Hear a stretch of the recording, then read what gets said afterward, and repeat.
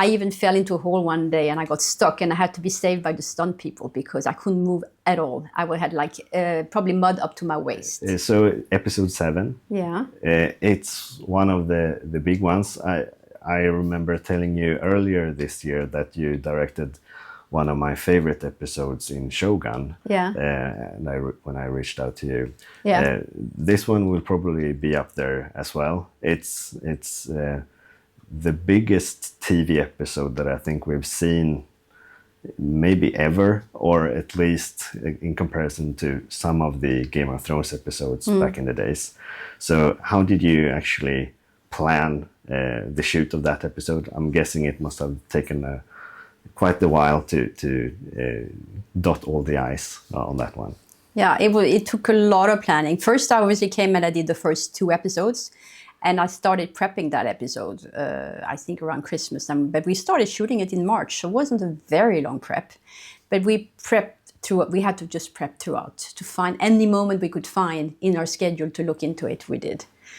I was blown away by the scripts, first of all. I felt a bit like what I had felt when during season 1, I had gotten episode 6. And I said, wow, this is like a director's dream. So when I got 7 and 8 this year, I said, wow, this is even bigger. And I really need to make something huge out of it. And I thought it was incredibly exciting.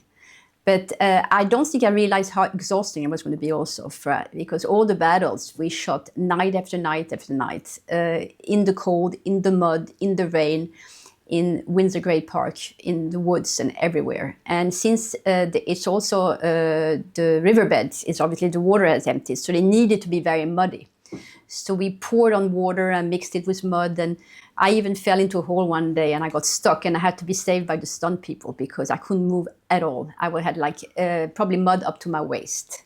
Yeah, I remember you telling me for the first season you had like 20 horses to make them look like 100. Yeah, I didn't have that many more. I mean, you know, the horses that come in the horse charge, I think I probably had 25 horses this year. Yeah. So, but how many orcs did you orcs, have? we had very often and very many days, we probably had like 25 orcs on the battlefield and they were multiplied.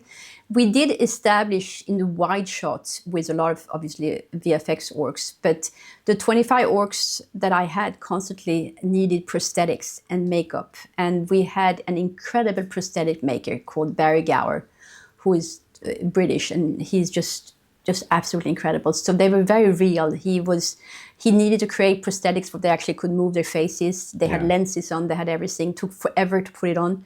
They needed 3 hours. Each one needed 3 hour makeup in the morning. So I had like a group of orcs, like 20 orcs, 25 orcs, that really could be very close to camera. And then I had another 25 orcs that needed to be a bit further away, but still were good. So altogether I had like, I would say 50, 55 orcs that were really great. And then everything else had to be added in the background. But some just had a hood on, but they was far in the background. Yeah. And so it was, there was a lot of orcs. But we didn't have 5,000, obviously. There is some VFX there. Yeah. So what are some of your personal favorite parts of that episode? That might not be the same favorite parts that everyone watching it will have, but in the making, what I love the confrontation between Celebrimbor and Sauron. I feel like then they are like, it's almost like an old couple story. The two of them, like grumpy old men, they're all sitting there together and trying to create the rings. And I love the scenes with them in the forge. I thought they were very strong, especially when it comes to, obviously, the moment when Celebrimbor actually has to cut off his thumb to escape. Yeah. That was very dark. And I love the scene between Galadriel and Celebrimbor, the intimate scene, when they're goodbye, when you realize she's never going to see him again. So what I do like about 7, I think also, it has big battles, it has the epic side, it has the cinematic scope, and the horse charges is another of my very favorite scenes, the big horse charge. Yeah, but and then and then they stop, yeah, which is unexpected. And then Elrond's face-off with Adar. So those are scenes that I love. And then I love everything with Elrond, because Elrond he's a politician, this very proper politician in the beginning of the story, but he really has somewhere to go. And the fact that he becomes a war hero, he becomes a warrior, he's incredible. And he, with the dirt on his face, and he gives everything into those battle scenes. And then I also find the ending on Elrond very moving when he sits on the battlefield at the very end, when he realizes that actually Durin has abandoned him and he can't even fight anymore. He loses all. He loses, I mean, all his stamina because he realized that the friendship didn't mean anything to. He thinks the friendship didn't mean anything to Durin. Yeah. And he just sits there and he just looks at the elves being slaughtered. And I think that's also, there's so many scenes I like in that episode. Yeah, so, me too. So thanks a lot for your time, Charlotte.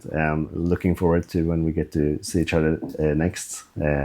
Always loving the time we get together. Yeah, me too. Thank you so great meeting you. And I love talking to you.